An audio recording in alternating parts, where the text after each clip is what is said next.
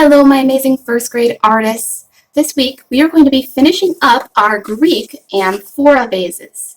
Now, last week, artists, I talked you through how to draw and cut out our vases, and then we also talked about different Greek gods and goddesses that we decided to add onto the belly. Today, we are going to be diving into some patterns and designs inspired by Greek pottery and art. We're going to be using observation, our eyes, to look at these patterns and pick a few, about 5, to add onto our blank vases right now, friends. So, now that we know what we're going to be doing, let's go take a look at what art materials we need to finish our art project this week, my friends.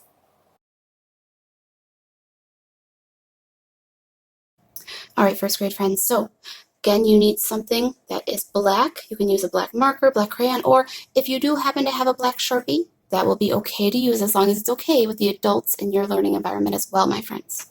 Now, if you're one of my friends that, due to our canceled school days and weather, has not received your new art folder yet, my friends, then you are excused from this project, artist, okay? So if you're one of my new hybrid friends that would come on Thursday or Friday and you have not gotten your third quarter art folder, please do not worry about starting or finishing this project.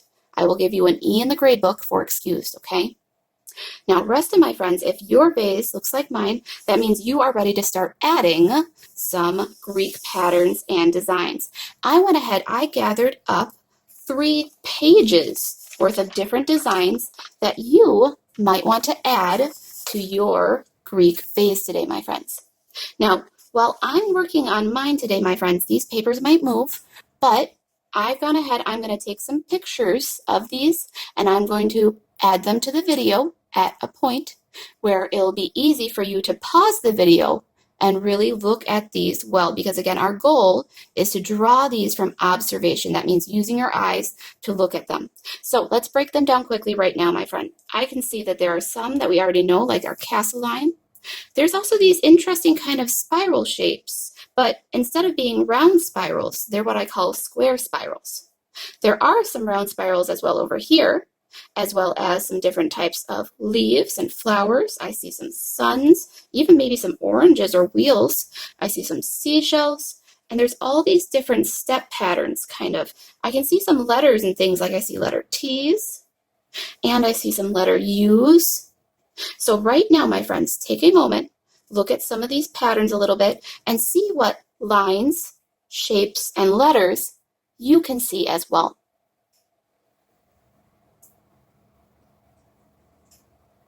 All right, I'm going to move these off to the side for a few minutes now, because before we can start adding them, we need to decide where to put them on our vase.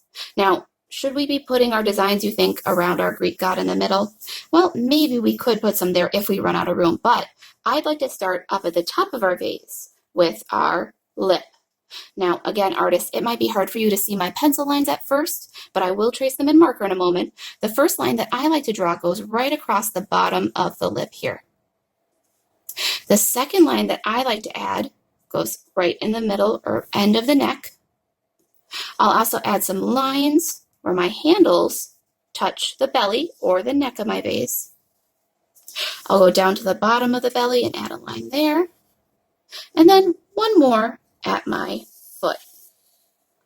I'm going to go ahead right now. I'm going to trace those up really quickly. That way you can see where my lines are very easily, my friends, okay?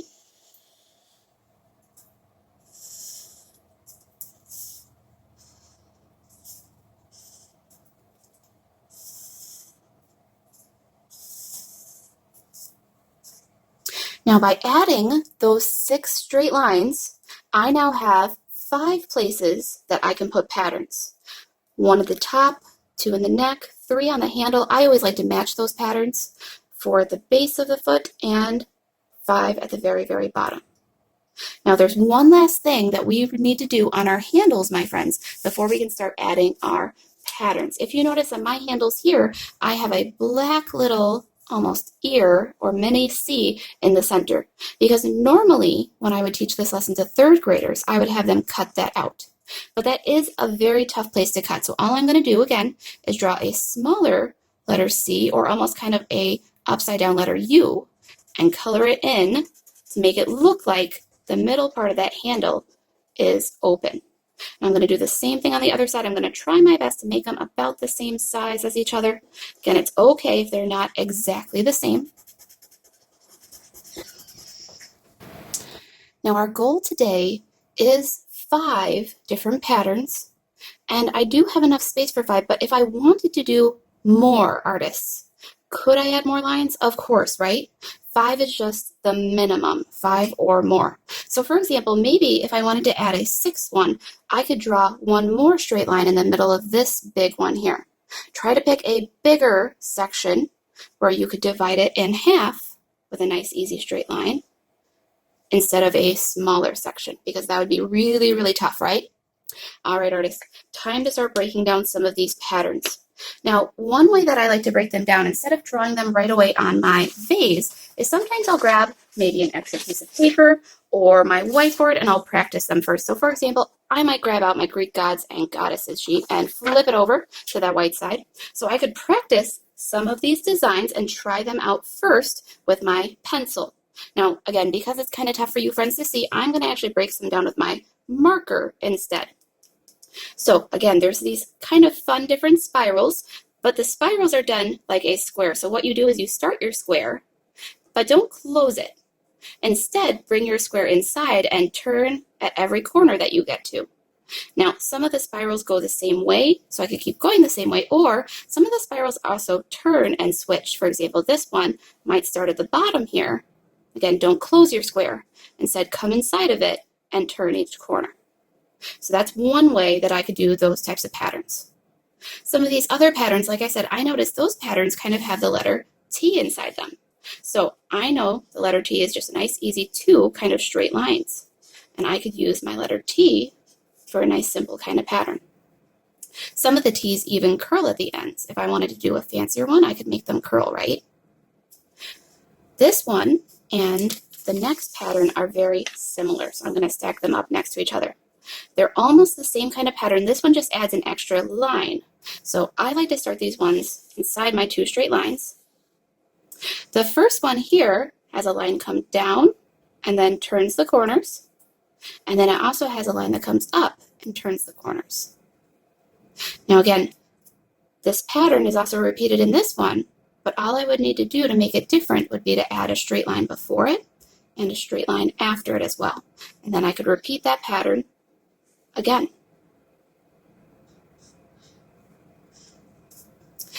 All right, let's try a few more challenging ones. For example, my friends, these 2 here, you see how they kind of use that same kind of spiraling, only this one is laying down and this one is standing up.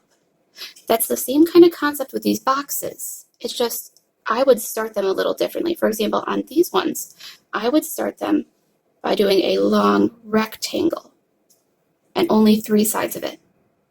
Then I would bring it inside and curl around, turning every corner from the top of my box, just like that. Again, if I wanted to turn it on its side, I do kind of a similar idea. I'd start with that rectangle. I might even draw the other one that's going to be across from it. And then again, I would add that kind of spiral that is square.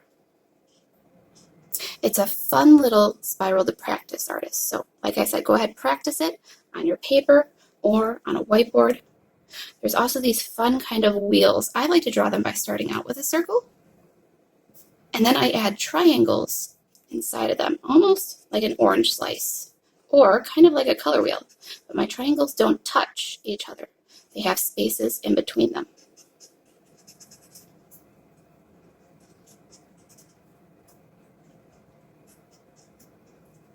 Maybe I'll even add the dot in the center. These ones kind of remind me of suns because they start with the circle in the center. And then their lines radiate out. And make sure that you make the same number of lines on each side. You can either go straight through it or draw one on each side, right? We have some kind of flowers and leaf designs. Again, I like to start with the straight line that goes to the center. I always like to use that same kind of shape we use for our penguin arms to help us draw my leaves. And I could add that dot in the middle, or sometimes I actually like to leave that dot out of my leaf pattern.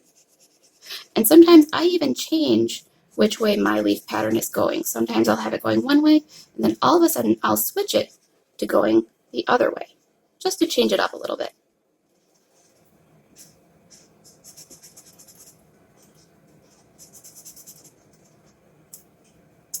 All right, then we'll move down. I like to call these feathers or scales.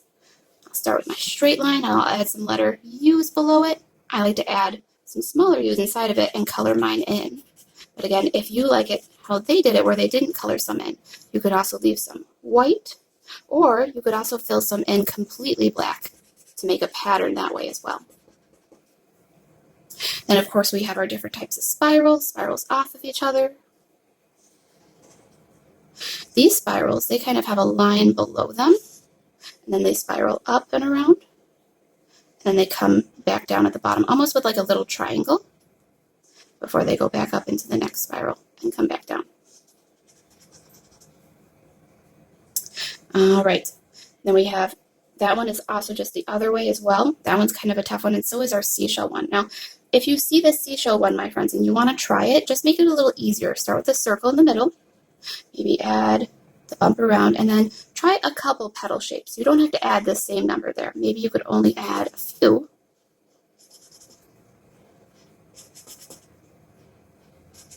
And then I like to add that circle around it. I start close to the bottom and go around, and then I add the little spirals at the bottom, like that. So again, it's not exactly the same, but I can tell that you tried to simplify that pattern there, okay? Sorry if that was off the table, friends. I didn't realize that. There they are. All right, artists. So I'm going to go ahead now. I'm going to add some of these different designs onto my vase, and I'm going to trace them all up with my markers as well.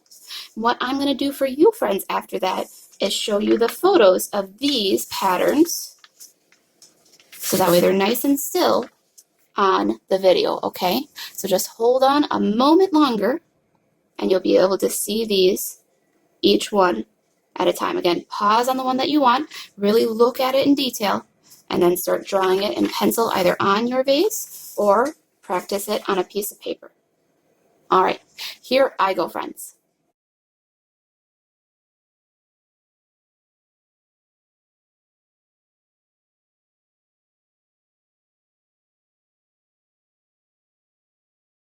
Here is what mine looks like now that I've finished drawing and tracing all of my different patterns. Remember, your goal is 5 different patterns at least. You could do more if you wanted to. Now, when you are done, remember, you have to turn in a photo on Seesaw or Artsonia before you can put this away or hang it up in your room or give it as a gift if you would like as well. But please make sure you turn it in, because this is your homework this week, my friends, to take a picture and send it to me either on Seesaw or Artsonia.